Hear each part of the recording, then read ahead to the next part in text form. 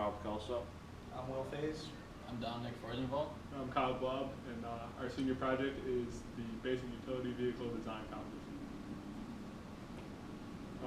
So a little bit about the competition to start. The competition is obviously to design a basic utility vehicle. And the competition is to test the durability of the vehicle and for the vehicle to be able to perform an irrigation task. In this case, pumping water out of a pond and then back into it. These vehicles can also be used for transporting goods, medical supplies, clean water, and other supplies in third world countries. So some of the rules for the competition was that the vehicle needed to be able to pass a tech inspection, and points were deducted based on that tech inspection for any constraints that weren't met. And this year we met all of those constraints, so we didn't lose any points on that inspection. 10 points were awarded for each lap around the course that the vehicle completed. Laps were about 2 miles in length. And an additional 15 points were given for each full barrel of water that was on the vehicle each lap, up to a maximum of 3 barrels. Every 3 laps, the water was offloaded from the barrels and then reloaded onto them. And at the end of the day, the team with the most points would win. So at the start of last semester, we stripped down the vehicle from last year and to the frame, and some of the components that we used from last year's vehicle were the Chevy S-Time frame that they had.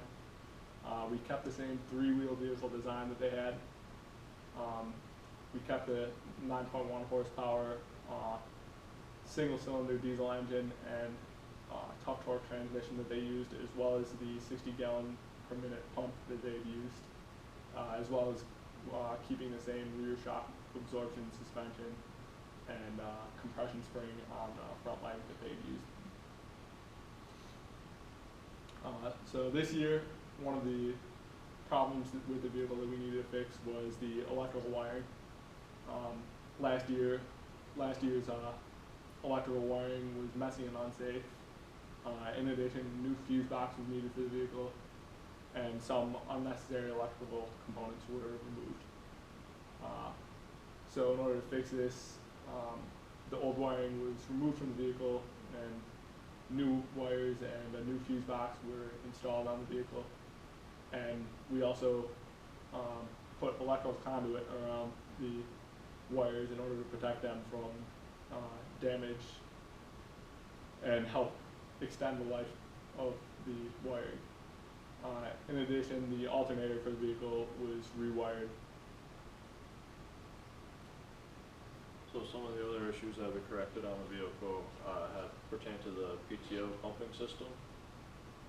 One problem was with the torque transfer devices on the sheaves for the pump system. On the driving sheave coming off of the engine, they used just a set screw. It did not supply adequate torque, so the sheave just spun on the shaft. And on the driven sheave on the pumping side, they attempted to weld the aluminum sheave to the steel shaft, which didn't work. What happened was the welder burned a hole into the aluminum, and the hole was filled with steel, and this acted as a makeshift torque transfer device. To correct this issue, we used shear pins. We drilled straight through the sheaves and the shaft. We did a 3/16 hole diameter, and we used a 10-20 carbon steel 3/16 diameter rod as our shear pins. This is on the left here, or on the right, the sheave on the pumping system. Those 4 little spot welds are what they used. And on this side, we corrected that with the shear pin here to act as a better torque transfer device. And the shear pins were used on both the driven and driving sheaves. Another issue was on the driving sheave coming off of the engine. There was a misalignment of the sheaves. They were offset. So on the driving side, we machined the little jack shaft that the driving sheave was attached to bring those two sheaves into alignment. Another issue was with the gear assembly. The cover they used was just a flimsy piece of sheet metal, and they had packed it with grease. It was kind of messy, so we got rid of that and made a new, little bit heavier duty cover, repacked it with grease to help lubricate and keep the gears cool. So this is before and after the pump coverage. Another issue was on the, so at the competition out in Ohio, they had a practice day beforehand, and when we were pumping water, the jack shaft that I mentioned earlier came apart. So what they did, they had a 1-inch diameter steel shaft that they machined down to 3/4 inch to fit the driving sheave, and on the other end, they bored into it a little ways, and then took a bolt, the threaded portion of a bolt, dropped it into that bore, and welded it. This design, not really sure what they were thinking with that. It didn't hold up very well because it broke. The welds just came apart. The welds didn't penetrate the part very far, so the whole thing came apart. Luckily, the host of the event had a machine shop. He was able to bore straight through the shaft, and when he had a longer bolt that had the same thread pitch, so we were able to use that and a whole bunch of washers to attach it. This is what the assembly looked like afterwards. It wasn't the prettiest things, but it functioned and got us through the competition. So what we wanted to do with the front, we wanted to keep a lot of the design the same for the front steering wheel. And with that, after we had analyzed the front leg, we realized that the front wheel was misaligned by 1 inch. So what we had to do is we decided to replace the top horizontal that was on the leg and put in a new fabricated piece that was 1 inch longer.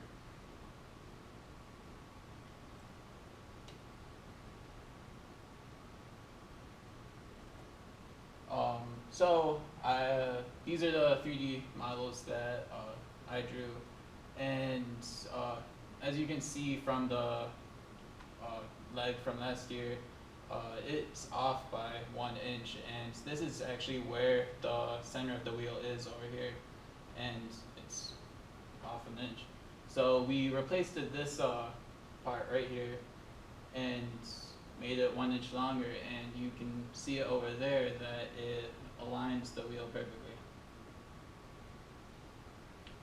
Another thing that the last year's team ran into was during the competition, the bolt that was holding on the handlebar sheared off because too much torque was applied.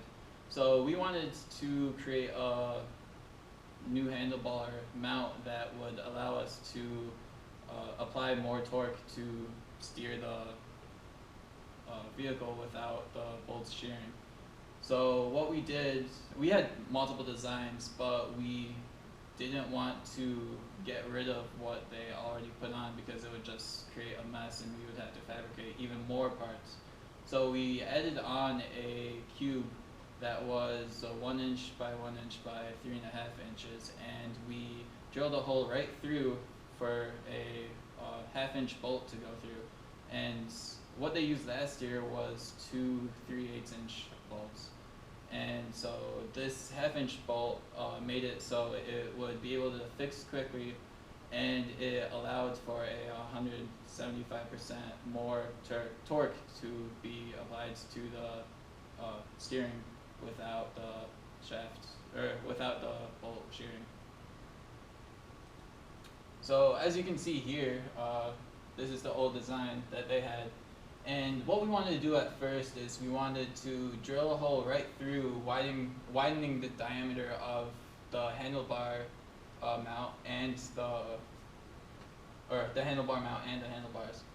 and we couldn't do that because the welds were right in the way, and drilling through that would be almost near to impossible, especially with the equipment that we had access to.